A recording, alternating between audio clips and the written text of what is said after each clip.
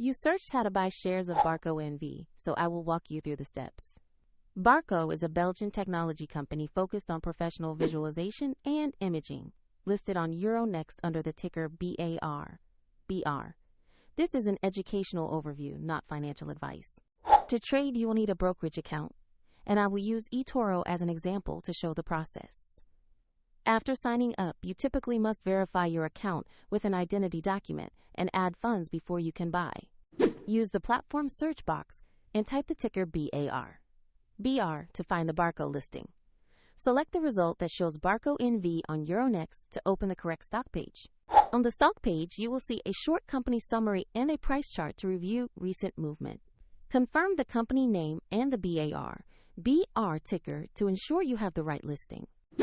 Click Invest or Trade, enter the amount you wish to buy, review the order details, and confirm to place the trade. If the market is closed, the order may be queued until it opens, and if you don't have enough funds, the platform will ask you to add money before confirming.